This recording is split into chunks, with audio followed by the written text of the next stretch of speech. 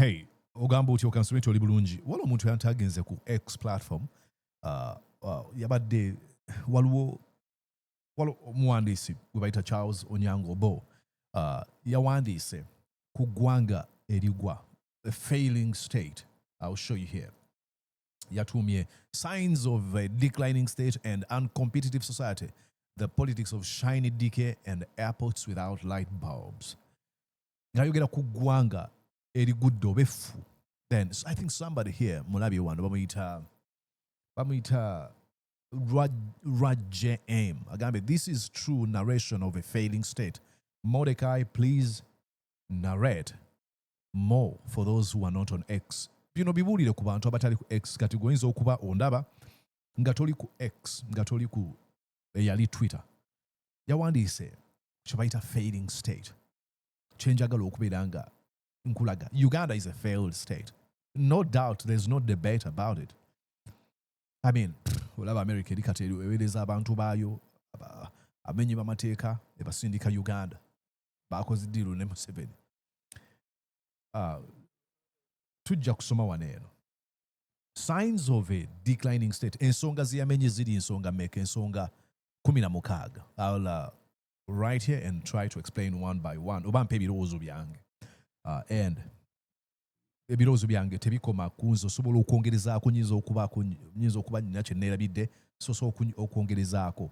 Oba ne besijjayo nsonga osogenda mu comment section n'oyongera okugihighlightinga. Let's do this together, okay? And I highly admire and respect Charles Onyango-Obbo. Okay.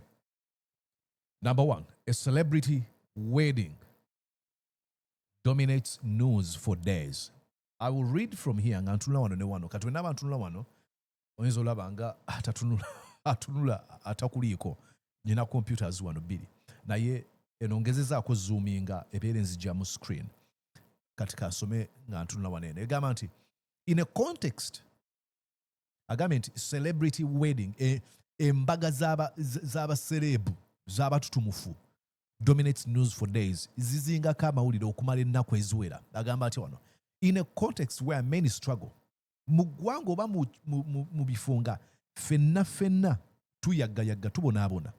A society's and media fixation on things like celebrity wedding for days reflects a culture prioritizing escapism. Nti amawulire okubeera nga gateeka essira ku bintu ebikolebwa ba celebrity gamba ng'embaga zaabwe, kiraga culture, embeera, obuwangwa obukulembeza ekintu ekijja abantu kwe bye bayitamu. Babirabye wano, simanya desire nani bamuyita ani, desire omusajja we Levikson. Abantu oyinza okubirabanga ebintu ebyo eby'amasanyu n'oga by'amasanyu ne bikutwalira obudde naye totegeera nti it is some sort of escapism. Bikuleetera okutandika okufixatinga naawe n'ogamba maybe nange ndibeera bwentyo, nga kikujjamba okujja essira ku bizibu by'oyitamu, ku bwavu, ebbula ly'emirimu, enguzi, okulinira eddembe ly'obuntu. Kaloga kanfuna ekintu ekizija ku mulamwa. It normalizes inequality by glorifying ostentatious displays in the face of widespread poverty. Nti amawulire n'eggwanga eryo lijja essira ku butali bwenkanya mu ggwanga ne bubiteeka ku kusudiya, ku kukulembeza ebintu eby'emyerago kyokka mu ggwanga eryavu.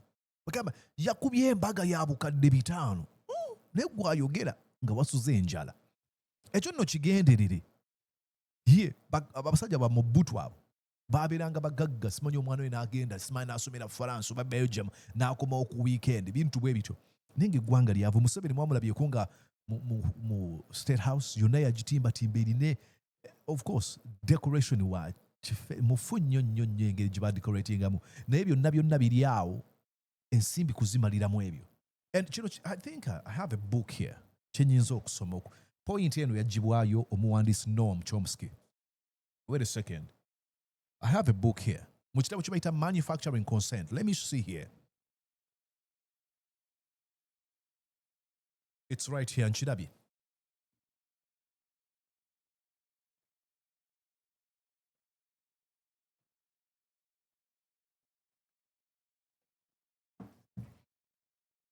sorry seetegese ade sosa kisuubirako but ku mugguukiriro guno eno okay agamba atya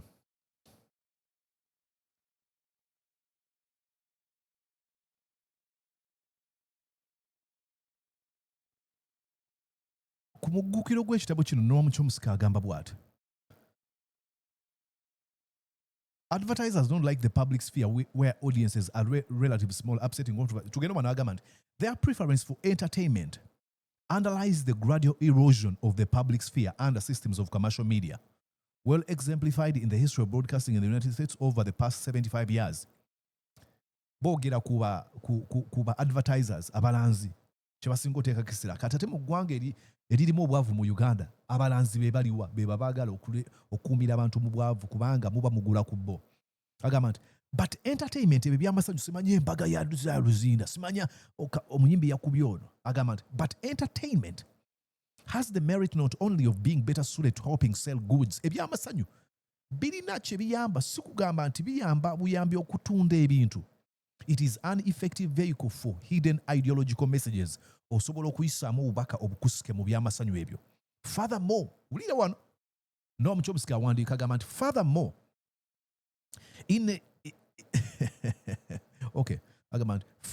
in a system of high and growing inequality.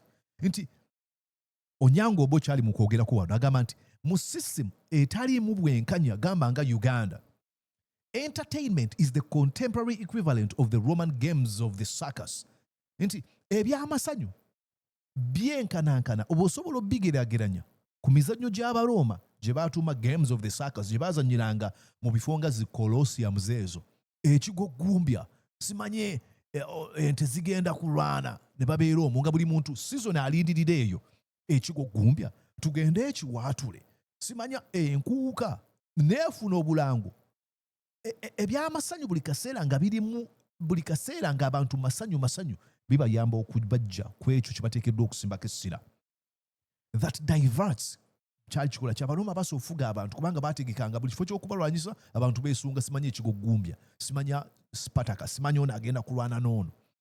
Kikola kyagamba nti it diverts the public from politics. Nti kijja abantu ku byobufuzi and generates a political apathy. Ne kizaala embeera ng'abantu bagamba sinimula byafuzi sibiriiko ebyo tebirina mulamwa yammalamu dda amaanyi. That is helpful to the preservation of the status quo. Ekiyamba okukuuma embeera nga bweri okusigala ng'egenda mu maaso. Bwe tuva mu desire Lwasa yawasizza, bwe tuva mu Lwasa simanyi ono. Buli kaseera era maybe tunakyongerako ekyo. Osobola okusoma ekitabo kineno Manufacturing Consent, Edward H. Hammond nga kwotadde n'omu ky'omusiki. Very wonderful book. Tusome. Okay. Kati bw'atyo bw'agamba ensonga ey'okubiri. Politicians compete in funerals, not ideas. Nti bannabyabufuzi batandika okulwana ku maziika. When the greatest currency in politics is the size of your condolence. When the greatest currency in politics is the size of your condolence, governance has already been outsourced to coffin carpenters. Nti yawaddeyo mmeka mutera okuwulira bujingo nga kwotadde ne Frank Gashumba ne bannaye Bobi Wine yawaddeyo akakadde kamu. What? Bafaayo gundi yabadde mulwadde Bobi Wine yamuwadde obukadde bubiri. Unalaba ku bujinga again bujingo ne Gashumba Tweedledum ne Tweedledee batambula bonna ateekako full figure ne Senkubuge. Bobi Wine ogundi yabadde mulwadde yamuwadde sente meka Bobi Wine awaddeyo obukadde bubiri. Ne Bobi Wine tata sente tebafaayo ku Bobi Wine kikyayimirirako. Sente meka za wayisinga omuntu aba afudde jeje emitwe nno oyo musumba ayimira katuuti n'abuulira abantu 5 nga batudde mu kkanisa ye talina idea gy'ababuulira ekyusa bulamu bwabwe. Oli yawaddeyo sente meka ye n'omusumba lwaki aba discussing ebintu bwe bityo. Failed state. Number 3. Sports people and influencers earn over 10 times more than teachers and doctors.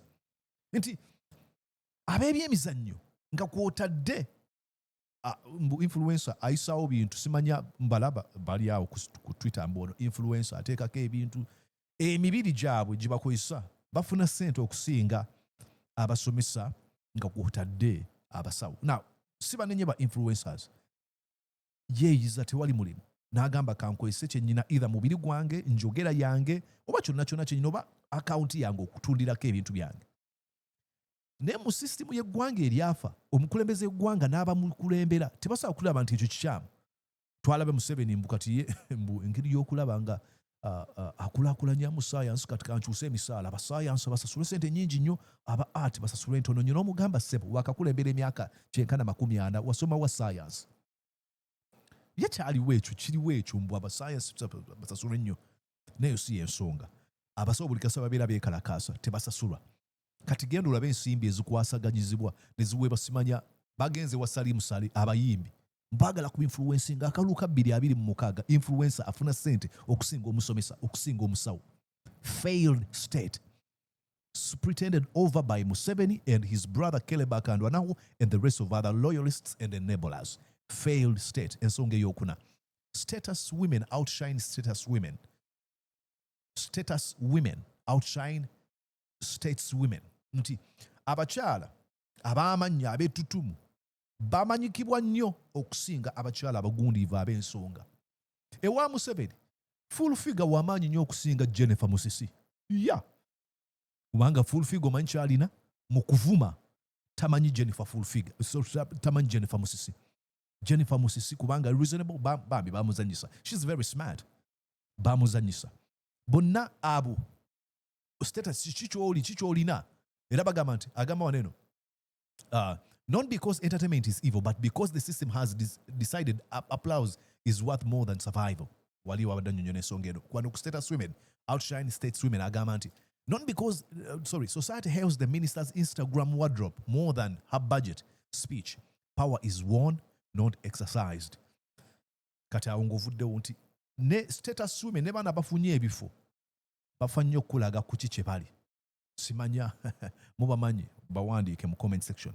Simanya omukyalo ono ayambala ntera okulaba mukwano gwange Samson Kasumba. Speaker Anita Among ayambadde ayambadde ekiteeteeyi ekirungi. Omugamba Kasumba, what are you even paying attention to? Ayambadde ekiteeteeyi eki. Bw'ogenda mu comment section n'omugamba Kasumba ng'agamba nze nyina test ennungi ey'engoye nze njogedde ku lugoye lwe. N'omugamba ekifo kyalimu si kya misono. Gende wa Brands owe comments wezityo. Engoye tuzirabye. Naye kikyayimirirako. Boddeyo ng'agamba by the way fear politics, fear power. Mutajja okumusekerera. Bw'agamba fear authority. Omukazi engeri yeetwala ennyambala kyamaanyi nnyo. Wardrobe ya Anita Among y'amaanyi nnyo mu birowoozo bya Kasumba okusinga ebintu byayimirirako. It's very sad. Failed state. Museveni yabireetedde byonna. Education becomes a certificate factory. Nti ebyenjigiriza bifuuka bya kolero lya bbaluwa. Bantu agamba nti a declining society prioritizes credentials over competence. Degrees are exported to Dubai. Remittances are imported back home.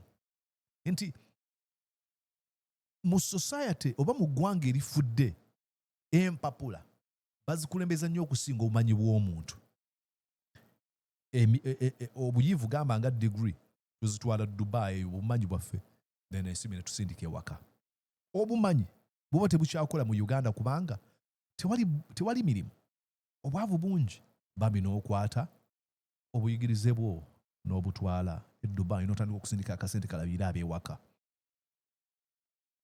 Then abali mu bifo eby'enjawulo babeera babirimu ebisulwa bumanyi wabula olwogamba nti nafuna degree kange nenjifune bufunyi credentials naye ng'obumanyi bw'okukola ekintu kati nabbanja. Economy measures itself by consumption, not production.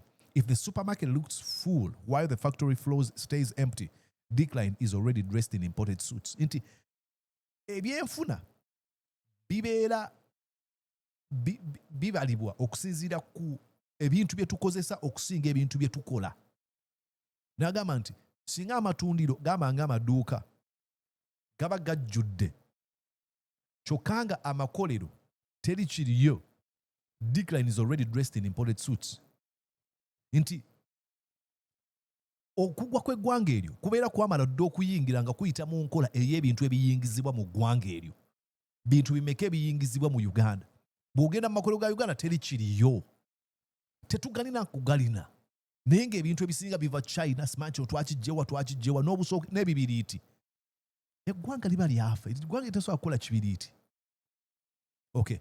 Food becomes fashion. A farmer is pitted, but avocado toast is in a cafe is worshipped. Hunger grows in village as nutritionists preach in the capital.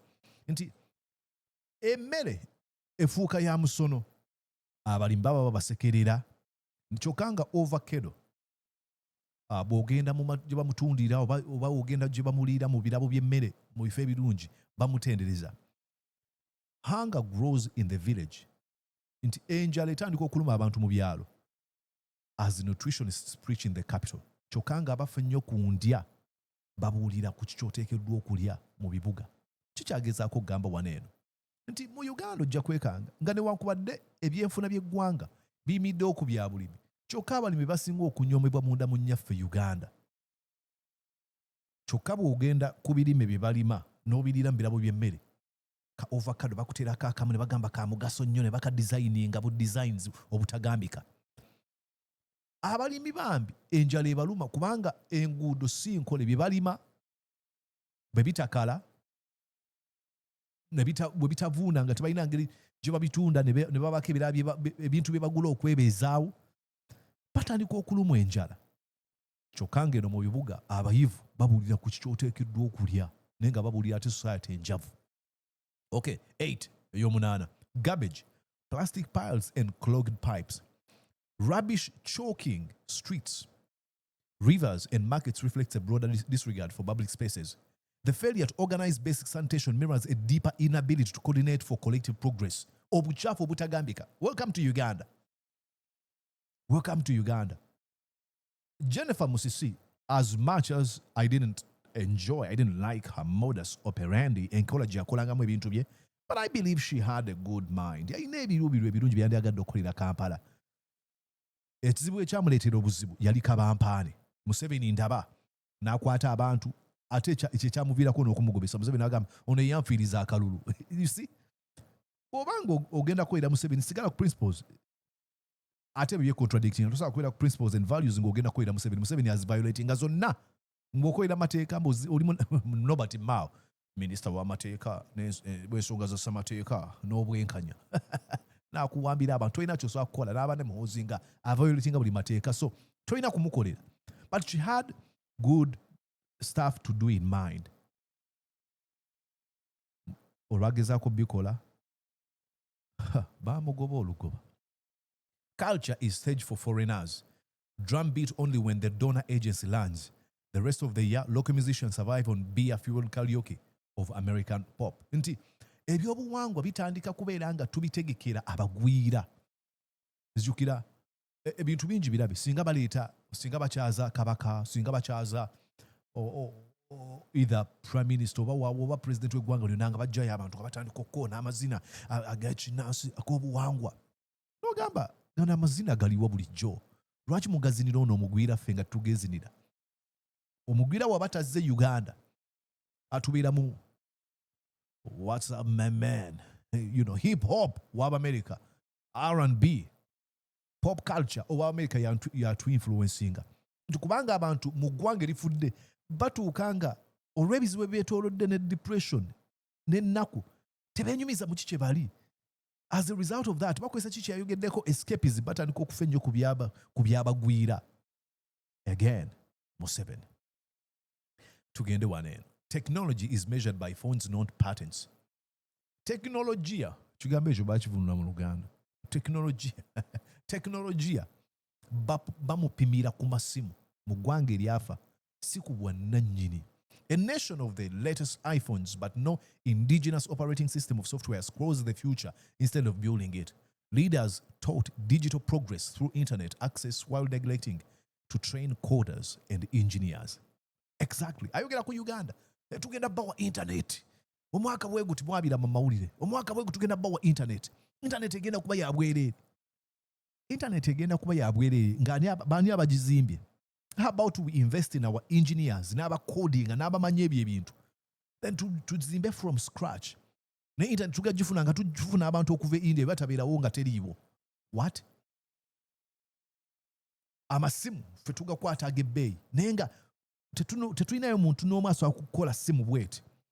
Bino ebintu byonna bisoboka. Bisoboka mu kye tuyita having political will. Omuntu yandiyagadde bino okubiraba mu ggwanga lye? Absolutely.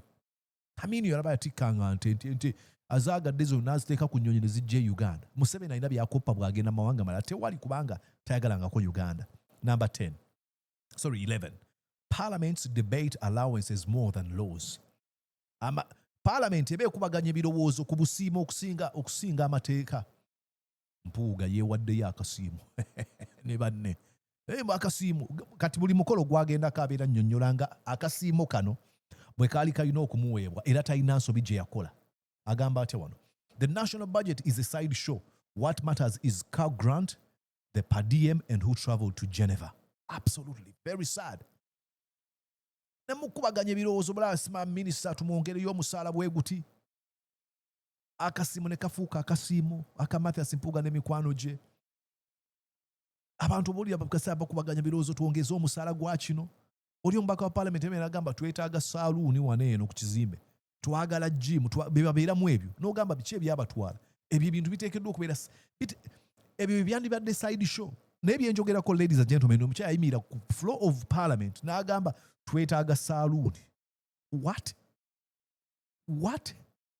Ebyeteekeddwa okubeera eri bikubaganyizibweko bikolebwe kwateekeddwa okubeerawo akakiiko ak'enjawulo mu parliament nga kakubaganya ku obwo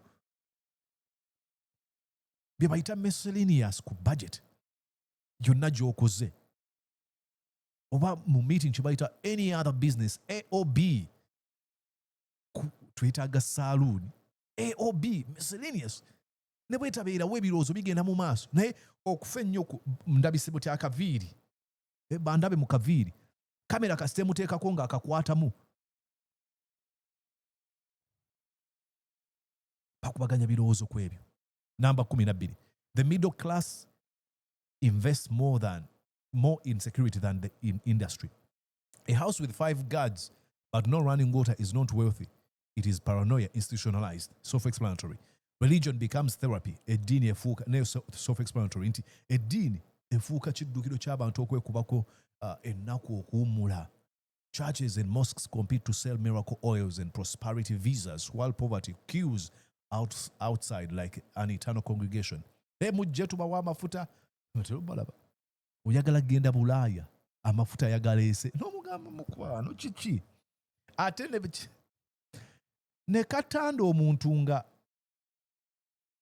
yagendayo abantu nga bana bagendayo ne bafuna visa. Yasinzira eno n'agamba abantu nze visa gye nagijja. Come on. Mu America muli bameka oba Bulaaya oba gye muli yonna gye muli bali bameka abagendayo. Bayinza okubanga eggwanga limu abantu 1,000 naye nga mwe buli banaku gye mwafuna. Tebyakola nakola. Naye bakola nga ba-conspiracy theorists. Ba-conspiracy theorists babeera right omulundi gumu gwokka. Ne babuulira ebirimbo 99. Kati buli lwoba wakanya ku birimbo bino 99 nga bakumyawo kiri ekimu ekyali ekituufu. Kaka saali mutuufu awo tewandaba. N'omugambe byaggwa bino ebirimba 99 bye tuliko. Kati be bamu kwabo. Okay. 14. Heroes are mourned more than they are made. National pride is reserved for dead poets, long-gone guerrillas, and footballers. The president is too barren to celebrate. Abazira baffe. Tubakungubagira mu kifo ky'okubakola. Uganda omuntu n'afa. Abadde w'amaanyi nnyo. Naye nga mu kumuwagira okumufuula ow'amaanyi teri abaddewo. Abantu bonna nga bw'agambye nti national pride is reserved for dead poets. Muliisa amala kufa. Abadde Muliisa yali mutontomi. Kakwenzi oyo yali mutontomi w'amaanyi nnyo. N'olw'okuba bambi eggwanga lyafa abantu bali distracted babajjukira amaze kufa. Naga tumu celebrating. kasimuuma yali mukubi wa bikonde mulungi teri amujjukira nga mulamu basiima ogenze. Okay. 15. Infrastructure crumbles while mega projects shine. And in an competitive society prioritizes an uncompetitive society tali mu kuvuganya prioritizes flashy mega projects like shiny airports and presidential palaces over basic infrastructure. Bakola nnyo balina project enene zibafaako tuzimbe eddwaliro eddene. It is quantity. Tugenda kukola ekisaawe ekinyo ntigenda nkiteekamu bino na bino.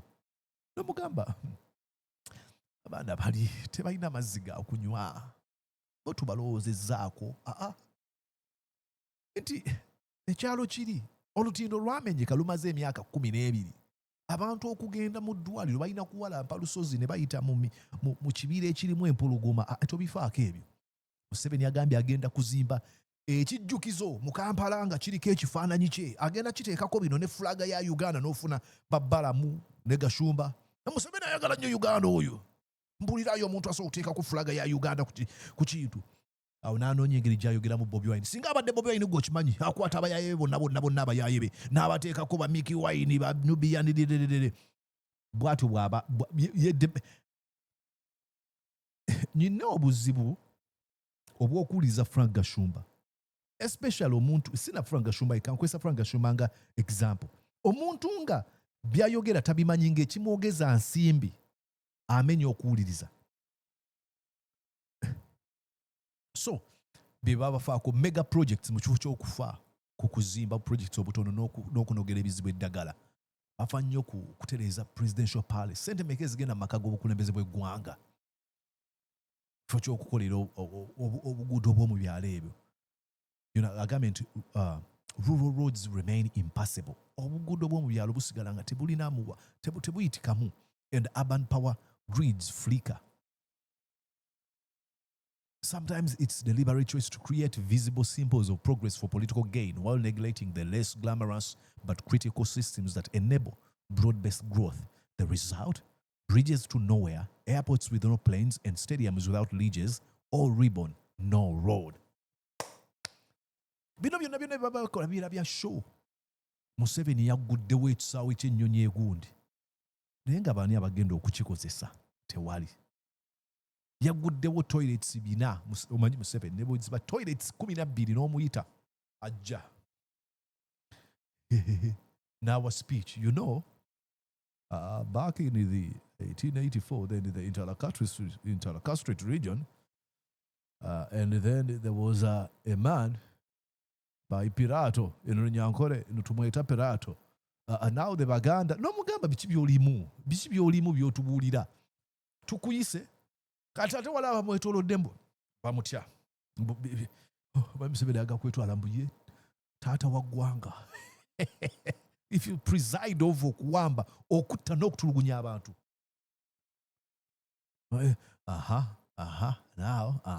Mababa yogera. Now, then we went in that town in Mozambique. It is called, mugambe biki by'ebyobozi. Naye kuba yanoonya buli kaseera wa establishing status ye nze kino mundaba nze Museveni. Bamuyita muzeeyi. Muzeeyi. Kuba amanyi bagenda kumuyita bannabbanja. Taata muzeeyi singa toba kuba ggwe. Katonda kasitaavaako gwaddako n'atuula. Mbukati awulira bamuwaanye. Ne wajja omulala then najja. After opening this kabuyonjo, you call it kabuyonjo. In Runyankore ntuzeta kabuyonjo.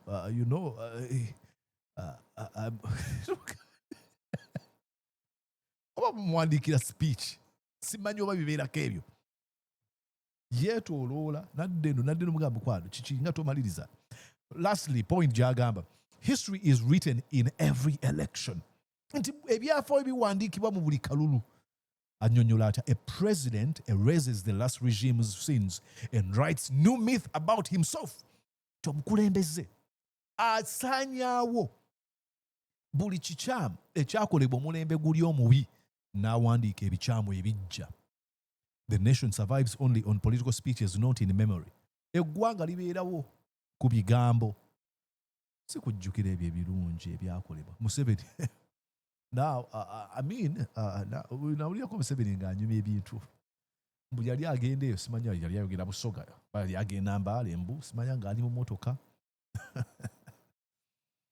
Mbu simanya baali abateezo abasajja ba Amini nga baagala kubatambu. Simanya yalina gwe yali naye mu mmotoka. Mbu ne ntula ne mu besasi ne munyiga. And God helped me. Oli Katonda kyoyo yakuyamba kati Katonda yakuyamba. Ne batakutta Katonda y'omu yagamba oyo mutte. Anyumya bisole ebyo. I really don't care. I really don't care. I do not care. I don't care. The story. He could have been a very, very, very good gentleman. Museveni, mu myaka 10 gyokka, 1986 to 1996, n'ava mu buyinza. Emyaka 10. Naye kati yeeyonoonera abeera awo. Now, the Interlacastrate region, yeah. You know, in Runyankore, there's a place called Itojo. Itojo, rakiddamu emirundi 5. Obuga Museveni kiki kyoliko kiki n'abeera awo.